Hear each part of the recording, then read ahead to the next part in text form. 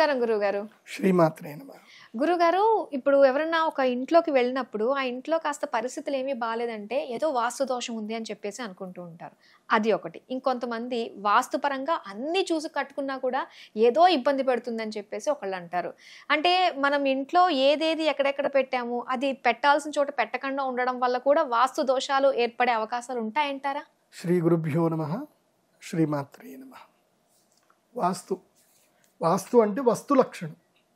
వాస్తవంగా చెప్పాలంటే మనిషి అన్న ప్రతి ఒక్కడికి ఏంటంటే ప్రతి ఒక్క మనిషి వాస్తు పండితుడే. బాగా గుర్తుపెట్టుకోండి, అర్థమవుతుంది.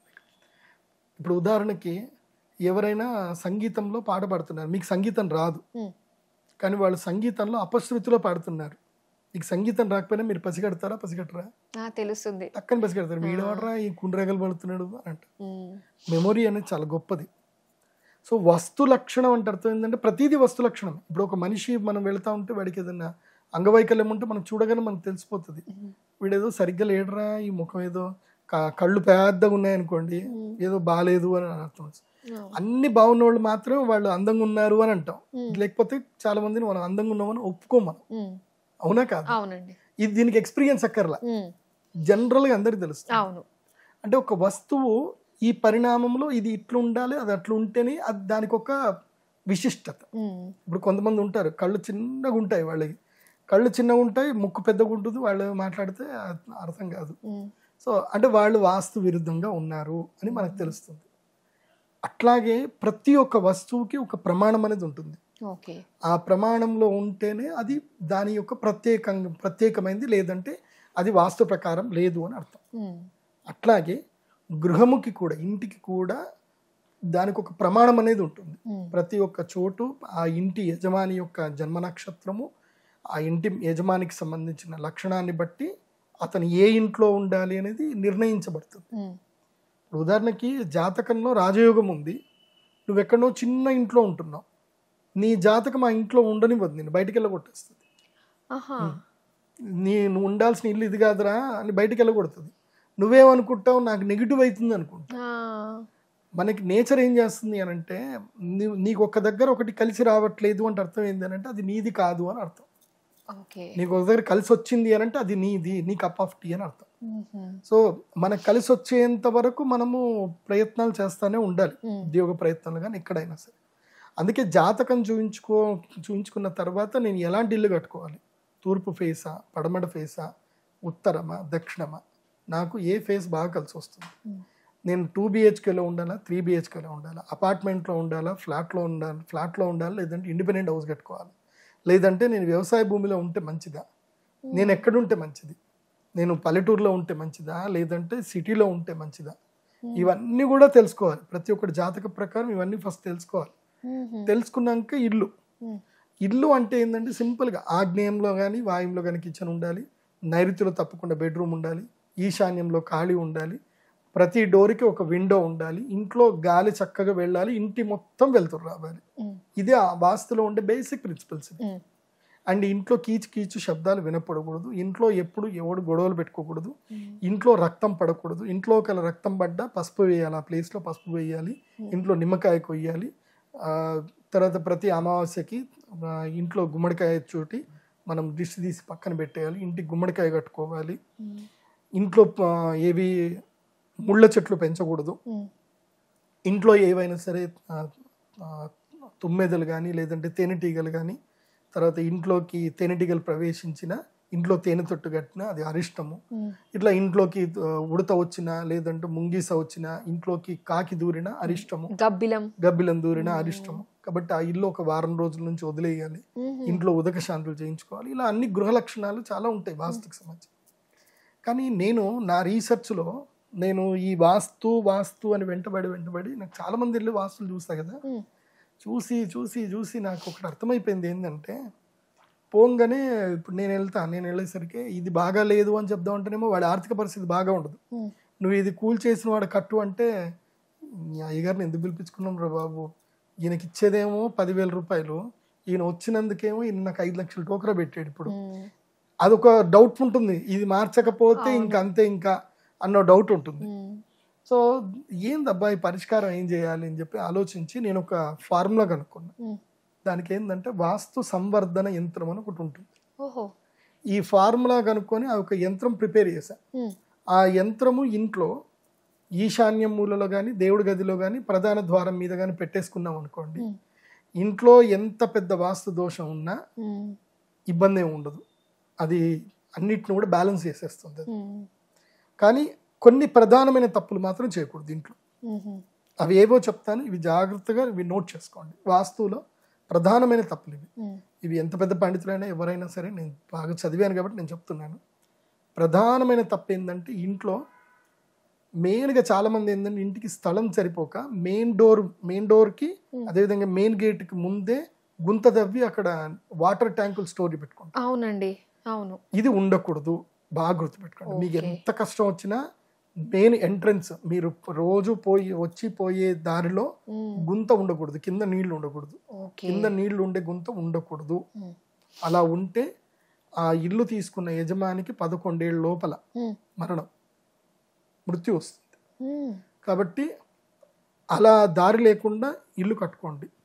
ఒకవేళ అంత ఉంటే కనుక ఏం చేసుకోండి అంటే కింద సెల్లార్ తీసుకొని అక్కడ ఏదన్నా గుంత కట్టేసుకొని మీరు ఫస్ట్ ఫ్లోర్లో పైనుంచి మీరు ఇది చేసుకోండి.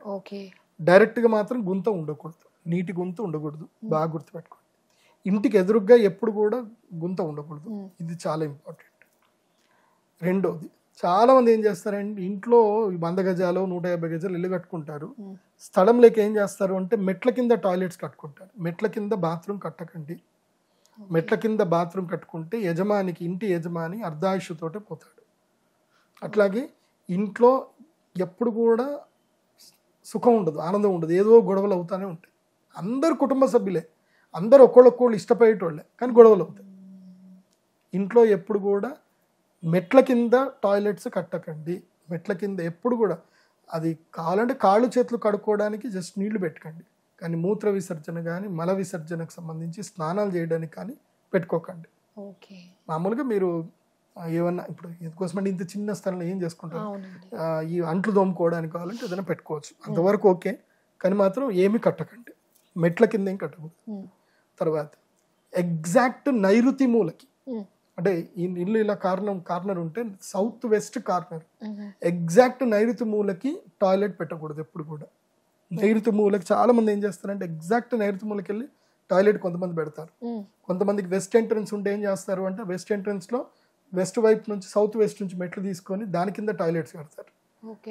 నేను అట్లా చూసిన వాళ్ళలో సంపద అంతా పోయింది. పాపం వాడు అప్పు చేసుకొని ఇల్లు కొట్టుకున్నారు, ఆ అప్పు మొత్తం ఇల్లు తినేసింది, తర్వాత ఇల్లు కూడా లేదు.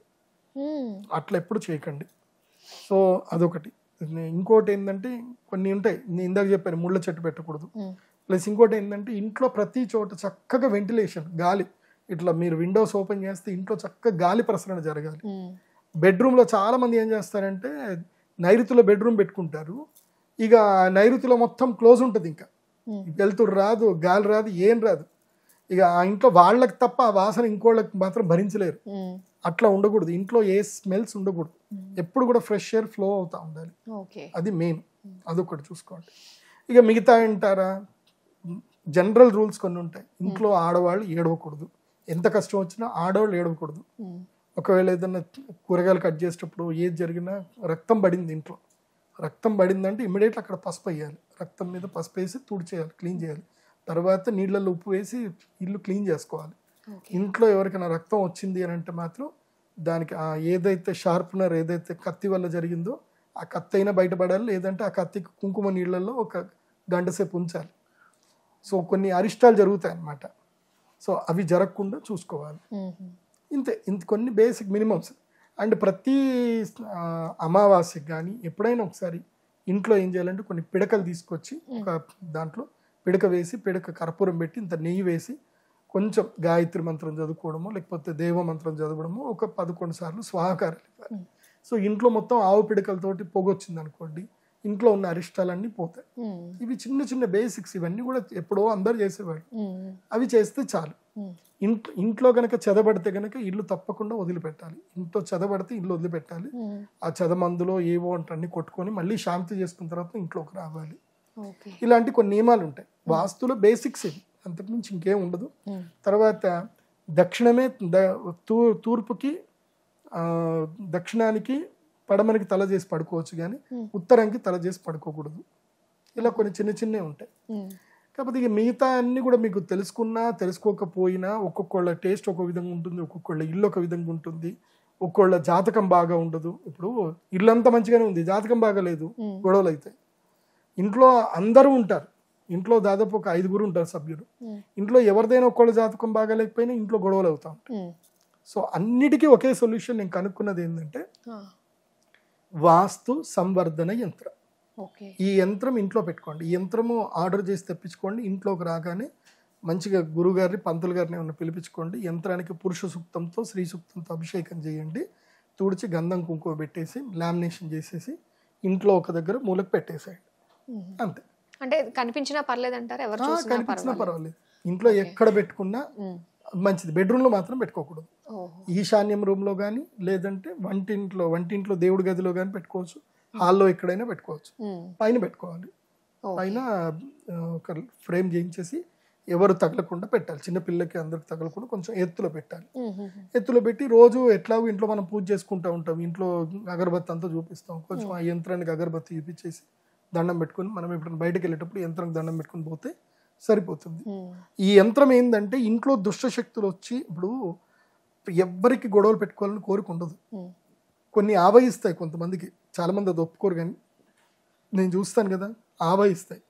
అప్పటిదాకా మంచిగా ఉన్న భార్య భర్తలు ఇద్దరు కొట్లాడుకొని ఒకళ్ళొకళ్ళు కొట్టుకుంటారు.